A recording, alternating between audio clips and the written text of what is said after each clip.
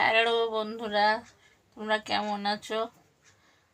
আমার এই চ্যানেল সুপর্ণা দাস বাবাজি চ্যানেলে তোমাদের সবাইকে স্বাগত। আশা করি তোমরা সবাই ভালো আছো। আমি আছি এই মোটামুটি, আর ভালো আর খারাপ এই তো চলে যাচ্ছে। পায়ের যন্ত্রণা করছে প্রচণ্ড, জানো তো। এই ব্যথাটা শুরু হয়েছে কবে থেকে? পা ব্যথা না আমার ছোটবেলার থেকেই করতো, খুব দৌড়াদৌড়ি করতাম তো, তার পায়ে যন্ত্রণা কত কোনোদিন খেয়াল করিনি, কারণ দৌড়াদৌড়ি করতাম রাত্রিবেলা, পা দড়ি বাবা মা টিপে দিত। একদিন হাটের যে স্ট্যান্ডের সাথে দড়ি দিয়ে বেঁধে রাখতাম। তবে ছোট থেকে বড় হলাম, তারপর অতটা আর পা ব্যথা করতো না। তারপরে পা ব্যথাটা শুরু হলো, পা ব্যথা ভাবি এত কাজকর্ম করি, হাঁটাচলা করি, পা ব্যথা করতেই পারে, কোনো ব্যাপার না, ও কিছু না। তা এরকম করতে করতে না বাড়াবাড়ি হয়ে গেল। রাস্তাঘাটে যখন বেরোতাম না, পাগুলো না অবশ হয়ে যেত, বেশি দূর আর হেঁটে যেতে পারতো না। এই যে বহু বছর হয়ে গেছে, এই যে দুর্গা পুজো সবাই ঠাকুর দেখতে বেরোতো, আমি ঠাকুর দেখতে গেলেও একটা কি দুটো ঠাকুর না দেখলে নয়, সবার সাথে বেরোতাম, দেখে চলে আসতাম, পারতাম না হাঁটতে, কষ্ট হতো, পেটে ব্যথা করতো, একটা কেমন কষ্ট হতো, প্রচণ্ড কষ্ট হতো। নাহলে কে না চাইবে বলো নতুন পুজোর শাড়ি পরে, জামা কাপড় পরে ঠাকুর দেখতে যাওয়া। তা অনেক কষ্টের কথা বলবো, পরে অন্যদিন বলবো, আজ এটা বলছি শোনো। তা লকডাউনের মধ্যে হট করে আমার খুব পেটের যন্ত্রণা, পেটে ব্যথা অনেক দিন ধরে, কিন্তু সেদিনকে মারাত্মক ব্যথা হয়েছে।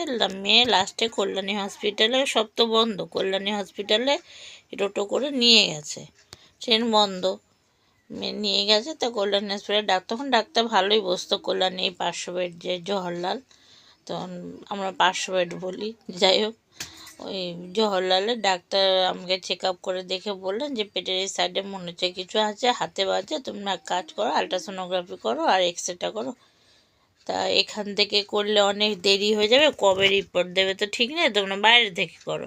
তা মেয়ে পরের দিনই আবার আমাকে ওই আলট্রাসোনোগ্রাফি করালো আর এক্সরে করালো, কল্যাণী থেকে, বাইরে থেকে করে রিপোর্ট নিয়ে হসপিটালে গেলাম ডাক্তারকে দেখাতে। ডাক্তার বললেন যে আমরা কিছু করতে পারবো না। তা ওতে রিপোর্টে দেখেছিল ইউটেরাস বড় হয়ে গেছে আর সিস্ট আছে, আর এক্সরেতে কী এক প্রবলেম, যাই হোক কিছু একটা ছিল, যা আমি অত বলতে পারবো না, আমি তো ডাক্তার নই।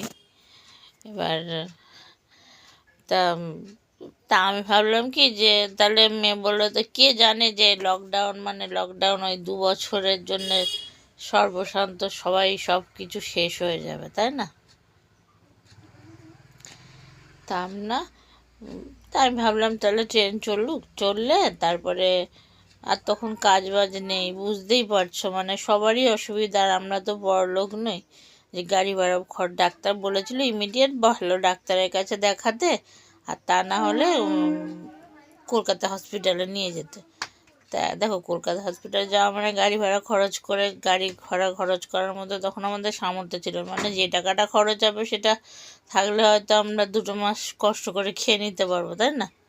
তো সেভাবে ভাবলাম থাকি, পেটে ব্যথা করছে, করুক, কটা দিন সহ্য করে থাকতে পারবো, এই ভেবে রয়েছি। ও মা, পরের দিন 2 দিন এইভাবে থাকলাম, 2 দিনের পরে 3 দিনের দিন বসে আছি, বাঁদিকে হুট করে এমন যন্ত্রণা শুরু হলো, আস্তে আস্তে আস্তে করছে না। আমি ভাবি আমার তো ডান দিকে পেটে ব্যথা করে, বাঁদিকে কেন করছে? বাঁদিকে পেটে ব্যথা করতে করতে হট করে 3-4টে পেন কিলার খাওয়া হয়ে গেছে, লোকজন জড়ো হয়ে গেছে, যন্ত্রণা কমে না, কান্নাকাটি করছে, আমার খুব সহ্য ক্ষমতা, লাস্ট না পেরে কান্নাকাটি শুরু করছে। তখন পা ফুলে বিশ্বাস করবো না, সে ডবল পা জোড়া হয়ে গেছে, ডবল হয়ে গেছে মনে হচ্ছে, আর পুরো পাটা নিমেষে কালো হয়ে গেল।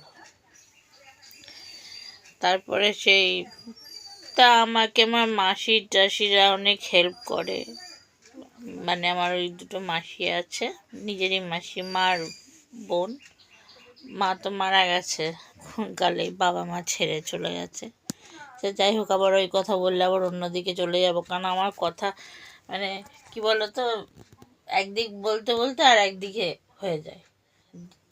তা মাসিরা পরের দিনকে আমার ভাইকে পাঠালো, মানে আমার রিপোর্ট পাঠিয়ে দিয়েছিল, যাতে ট্রেন দু একটা করে যে চলছিল, এবার আর্জেন্ট লোক তো চলাফেরা করতে পারবে, তা ওই রিপোর্টটা ছিল বলে আমার ভাইকে ধরে আবার ছেড়ে দিয়েছিল মাস্তুতো ভাই। আমার ভাই আসলো, এসে সেদিনকে তো আর যাওয়া হলো না, পরের দিনকে পিজিতে গেলাম। তা আমাদের এখানে একজন আয়ামাসি পিজিতে চাকরি করতে, ওনার সোর্সে উনি ছিল, সেদিনকে ওনার ডিউটি ছিল, বলেছিল সকাল 8টার মধ্যে পৌঁছে যাবে। তা আমরা 7:30টার মধ্যে পৌঁছে গেছি, 7:30টার মধ্যে গিয়ে প্রথমে এমার্জেন্সিতে নিয়ে গেল, একটা ইঞ্জেকশান দিল, পা দেখলো, হ্যাঁ, তা বললো ভর্তির কথা বলে দিল, ভর্তি করবে, সিট নেই।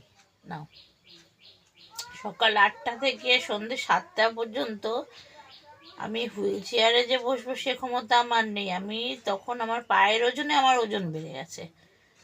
আমার ছেলে, আমার ভাই, আমার হাজব্যান্ড, মেয়ে, মানে 4-5 গাড়িওয়ালা যে ছিল, সবাই মিলে মানে মানে ট্রলি থাকে না, ট্রলিতে শুয়েছে। কারণ আমি তো বসার ক্ষমতাটা আমার নেই, আমি বসতে পারছি না, আমি তো শুয়ে পড়েছি। শোয়ার মানে বসবো, যে পাটা যে ঝুলাবো সেটা ক্ষমতা নেই, তা শুয়ে দিয়েছে।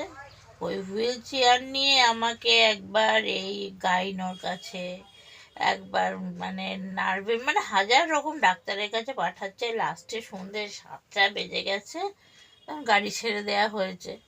হ্যাঁ, তখন ডাক্তার আমাকে দয়া করে, মানে কি বলবো, যেখানে ভর্তি হওয়ার জায়গা আর কি, মানে মেয়ের ওই প্রথমে বললো যে মেডিসিন বিভাগে ভর্তি করবে। তা মেডিসিনের ডাক্তার আমাকে দেখে বললো এর কোনো রোগ থাকতে পারে না, রোগ নেই। তা তাও 3টে ইঞ্জেকশন দিল, আর ব্লাড নিল, ব্লাড স্যাম্পেল নিল, কি পরীক্ষা করবে। আমাকে বললো বুধবার দিন আসবে, ভর্তি নেব। তখন আমার মেয়ে গেছে প্রচণ্ড রেগে। মেয়ে বলছে এখন রাত্রি 8টা বাজে, মাকে বাড়িতে ফেরত নিয়ে যাব কিভাবে? মার যদি কিছু হয়ে যায় আপনারা কি এর দায় নেবেন? তাহলে আমি নিয়ে যাচ্ছি। ডাক্তারের সাথে মেয়ে কথা কাটাকাটি হলো যথারীতি। তারপর তখন তো করোনা পেশেন্ট, মানে আগেই পেশেন্ট আসলে করোনার একটা আলাদা ঘর আছে, সেই ঘরে ভর্তি করে দেয়। যাই হোক, একটা ঝামেলা হয়। তারপর আবার ওখানকার হেড নার্স যে আসলো, উনি আসলো, দেখলো, তারপর আমাকে ভর্তি করলো। তখন চ্যানেল করবে, যে চ্যানেলটা পর্যন্ত আমার হচ্ছে না, মানে ডিভিটি। তখন তো জানলাম যে ডিভিটিটা কি। তারপরেও ভর্তি হলাম, সেদিনকে চ্যানেল করলো, রাত্রিরে চ্যানেল চললো না, বন্ধ হয়ে গেল, অবস্থা তো খারাপ। পরের দিনকে মানে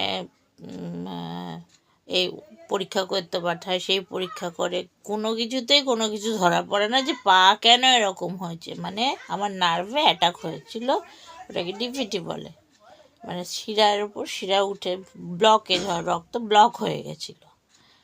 কিসের কারণে হয়েছিল ডাক্তার বললেন অনেক কারণ হতে পারে, মানে বেবি হওয়ার জন্যে, তারপরে খাটাখাটনি করার জন্যে, প্রচুর পরিমাণে ওষুধ খেতাম আমি, যন্ত্রণার ওষুধ, পেন কিলারগুলো খুব খেতাম, এইসব আরও অনেক কারণ আছে, সব কারণের জন্য হতে পারে।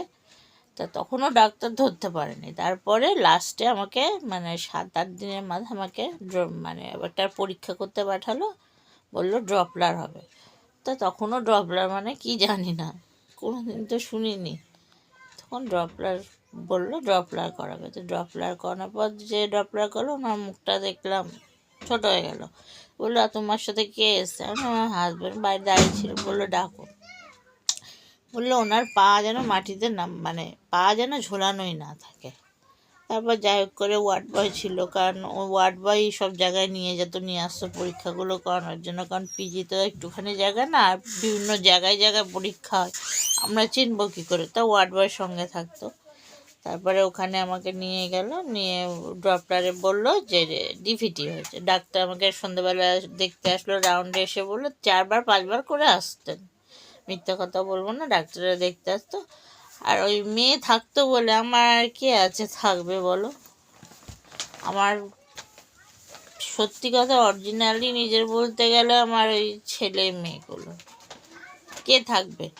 বলছে ও বাচ্চা মেয়ে, ও কেন থাকবে? তা আমি বললাম না, ওর 18 বছর হয়ে গেছে। বলছে 18 বছর হয়ে গেলে বড় কেউ নেই? তা ও বললো না কেউ নেই, আমাকেই থাকতে হবে। মেয়ের জ্বর চলে আসলো, ডাক্তার জ্বর, ও তার মধ্যে প্রথম 2 দিনের মাথায় মেয়ের খুব প্রচণ্ড জ্বর।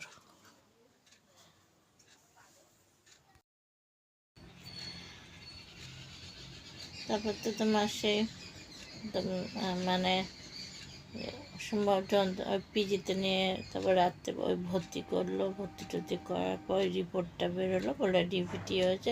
তখন জানলাম ডিভিটিটা কী জিনিস, কিনা রক্ত ব্লকে, মানে আমার রক্ত চলাচলটা হচ্ছে না। ডক্টর তো আমাকে বলে না। আর লকডাউনের সময় বাড়ির লোক তেমনভাবে যেতেও পারেনি, জানো তো। মানে এমনই অবস্থা, কিভাবে যাবে? ওই হসপিটাল থেকে 2টো কার্ড দিয়েছিল, ট্রেনে যাতে সুবিধা হয়, মানে না ধরে পুলিশে। একটা থাকতো মেয়ের কাছে, আর আর একটা তোমার হচ্ছে ওই ওদের কাছে থাকতো যাতায়াত করার জন্য। এইভাবে তো চলছিল, ডাক্তারের সাথে তেমনভাবে কথা বলাও হয়নি। এবার আস্তে আস্তে অনেক প্রবলেম ধরা পড়লো। ক্লোনোস্কপি করলো, জানো তো, আমার পটি বন্ধ হয় না, পটি বন্ধ হয় না। এর আগে 19 দিন এক নাগারে ব্লিডিং হয়েছে, পটি হতো না, মানে বসলেই শুধু ব্লিডিং হয়ে যেত, মানে পটির বদলে। তো তখন তো গুরুত্ব দিনই, ডাক্তার দেখেছি, ওষুধ খেয়েছি, কমে গেছে, এরকম হয়েছে। তারপরে আবার এরকম প্রায় হতো, কিন্তু পটির পরিমাণ বেড়ে গেছে আস্তে আস্তে। যা খাই তাই পটি হয়, যা খাই তাই পটি হয়। ডক্টরকে বললাম, ডক্টর আজ এই ওষুধ, কাল এসে পাল্টে পাল্টে হসপিটালে পিছতে অনেক কেয়ার করেছে, ফালতু বলে লাভ নেই। ডাক্তার দেখেছে অনেক, মানে অনেক চেষ্টা করেছিল আমাকে চ্যানেলের মাধ্যমে ওষুধ দিয়ে টিভিটা কমানোর জন্য, কিন্তু আমার হাতে চ্যানেল করতে পারেনি, কোনো হাতে চ্যানেল করতে পারেনি যে আমাকে চ্যানেলের মাধ্যমে ওষুধটা আর কি দেবে। ওষুধটা এতটাই দাম যে আমরা বাইরে থেকে আচ্ছা আচ্ছা মানুষও কিনতে পারবে না, মানে এত দামি ওষুধটা হসপিটাল থেকে আমাকে দেবে ওই টিভিটির জন্য, যেটা ভালো হতে পারে। হ্যাঁ, কিন্তু আমার চ্যানেল করতে পারেনি। ওষুধটা মাথার ধারে 3 দিন পড়ে থেকে তারপরে রিটার্ন নিয়ে চলে গেল বেড থেকে।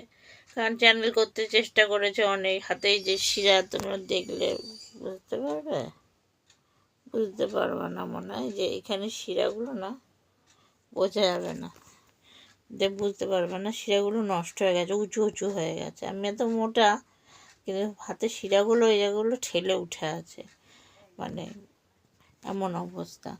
তারপরে পটি কমছে না, তখন ডক্টর বললো তাহলে একটা পরীক্ষা করে, পরীক্ষাটা করতে একটু কষ্ট হবে, 1.5 দিন না খেয়ে থাকতে হবে। তা আমার না খেয়ে থাকা করে অভ্যাস আছে, আমার কোনো ব্যাপার না, খিদে পায় না, ভালো কথা।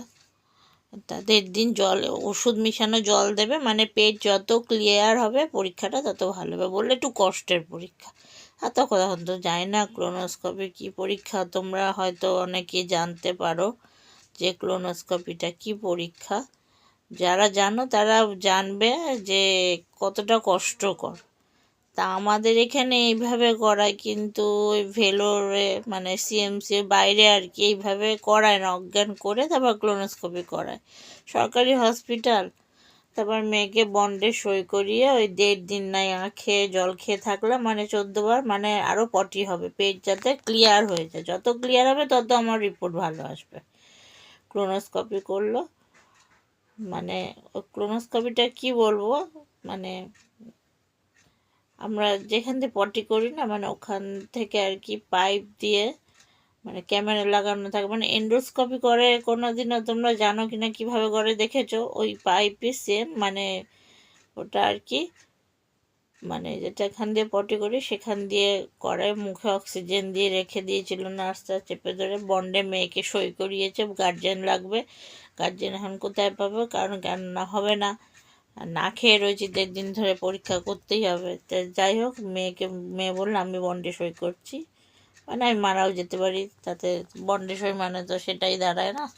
তো যাই হোক, বাদ বন্ডে সই করলো, করে পরীক্ষাটা তো করলো, তো এত কষ্টকর, আমি মানে মরেও যদি যাই জীবনে, আর আমি ওইভাবে পরীক্ষা করাবো না।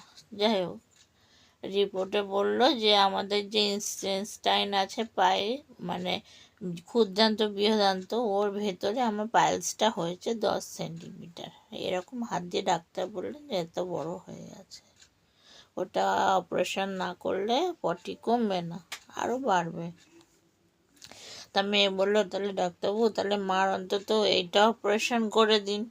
তো ডাক্তার বললেন যে না, তোমার মার ডিভিটি ভালো না হওয়া পর্যন্ত কোনো কিছু করতে পারবে না, কারণ ধরো তো ব্লাড দিতে যাবে বা চ্যানেল করবে ওষুধ দিয়ে, মানে চ্যানেল মানে স্যালাইন চলে, যে স্যালাইনের ওষুধ ভেতরে যে যায় ওগুলো তো আমার যাবে না।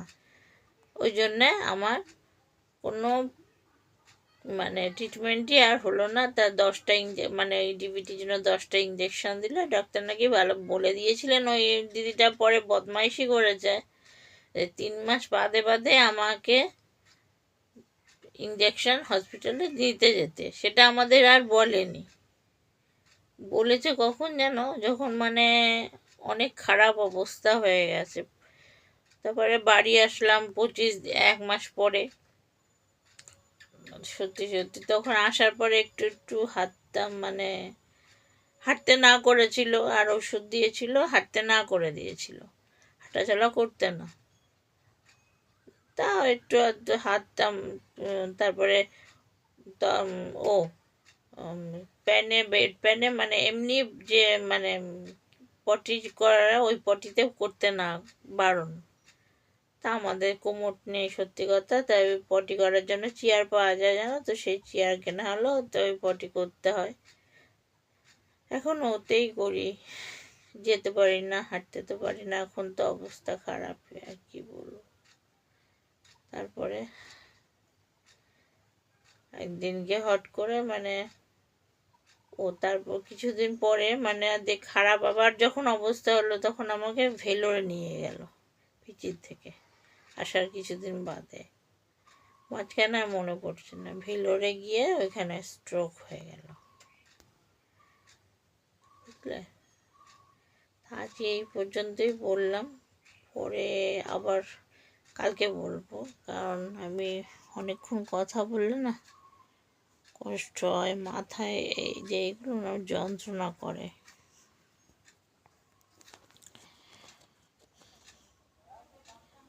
বাবা মার কথা খুব মনে পড়ে।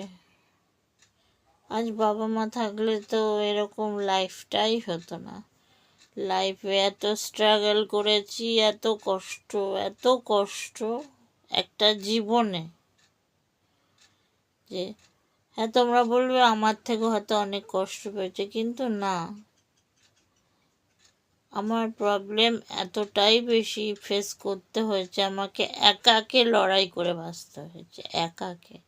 পাশে কেউ ছিল না, কেউ না, একা একটা মেয়ে, পাশে আমার কেউ ছিল না। এখন যা আমার ভিডিও আস্তে আস্তে হয়তো কেউ কখনো দেখবে, নিজেদের লোকরা দেখে বলবে, পাশে থেকেও অনেকে পাশে থেকে আমার পাশ থেকে সরে গেছে। মানুষ বিশ্বাস করতে পারে, বিশ্বাস করেন নাই। আর মেয়েদের তো সবাই ভয় পায়, বোঝোই, বিয়ে দিতে হবে, খরচা, বাবা। আমার ধারণা, জানি না তার কাদের কাদের কি ধারণা গেছে, বলতে পারবো না, কাউকে নিয়ে আমি কিছু বলতেও চাই না। কিন্তু আমার বাবা মার জন্য আমার ভীষণ কষ্ট হয়,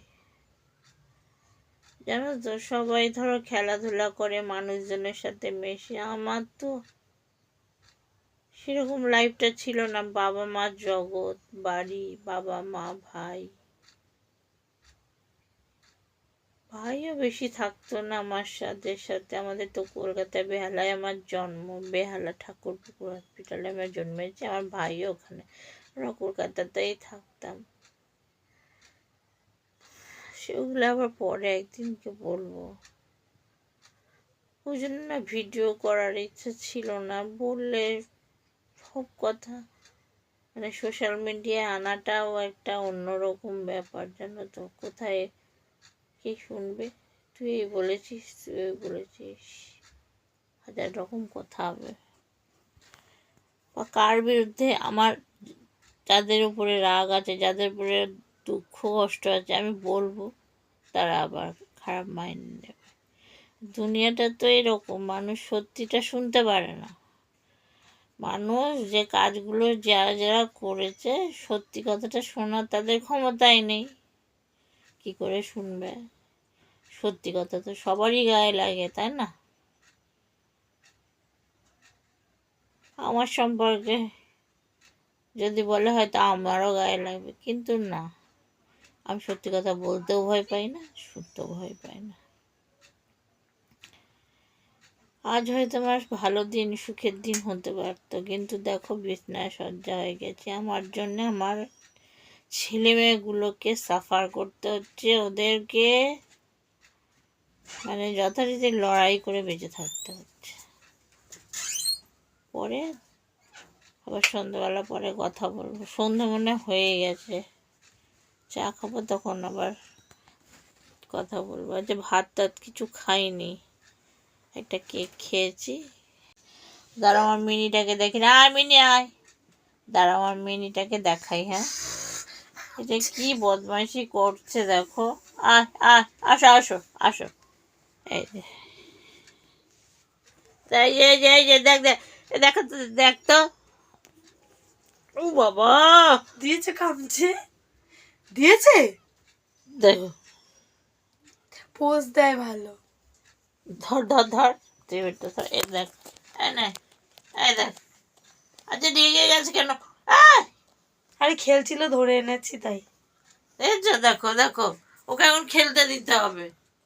দেখো দরজার সামনে চলে নাক গেছে। মাক খামচে দিয়ে চলে গেল। আমার জ্বলছে তোমার মুখ, এখানে দিল না না, লাগে না, ধরো। দাঁড়া, তুই আসিস আমার বুকের উপর, তো ফেলে দেবো নিচে। ও খেলতে যাবে, ও রাত্রি নেই, দিন নেই, সন্ধ্যা নেই, ও খেলতে যাবে। পাছায় ঠাস করে জ্বর মারা একটা, খুব বিরক্ত বদমাইশ হয়ে গেছে, কিচ্ছু খায় না, কিচ্ছু না। মাছ, বিড়াল মাছ, দুধ, মাংস এগুলো খায় না, কাঁটাগুলোরে শুনেছো? ভাঙছিল, হ্যাঁ, কাঁটাগুলোকে ভেঙে টুকরো করেছে। কোনো কিছু খায় না, ও শুধু কেনা খাবার খাবে, তাও খেতে চায় না, সারাদিন খেলে বেড়াবে। এই যা দেখো, আয় আয় আয়, ছেড়ে দে ছেড়ে দে ছেড়ে দে না, আরে কামড়াচ্ছে, ছেড়ে দে না, যা চল যা যা যা, কোথায় যাবি, যা, দরজা খুলে যা, বেরিয়ে যা। শুয়ে আছি, আমি পা টিপে দিচ্ছে, যন্ত্রণা করছে। এবার শুয়ে পড়বো বলতে শুয়ে থাকবো, ঘুমের ওষুধ তো জাস্ট খেলাম, ঘুম আসতে আসতে এখন 1 ঘন্টা, তারপর যদি পটি পাই তাহলে তো আধা ঘন্টা ধরে চেয়ারে বসে থাকা। তো তোমরা তো সবাই শুয়ে পড়বে, গুড নাইট করে দিলাম, ওই জন্য তোমাদের সবাইকে গুড নাইট। তোমরা সবাই ভালো থেকো, আর নিজেদের শরীরের দিকে খেয়াল রেখো। আমার ভিডিওটা ভালো লাগলে আমার চ্যানেলটাকে সাবস্ক্রাইব করো, কমেন্ট করো, আর আমার পাশে থেকো। আর কি বলবো, সবাই ভালো থেকো, গুড নাইট।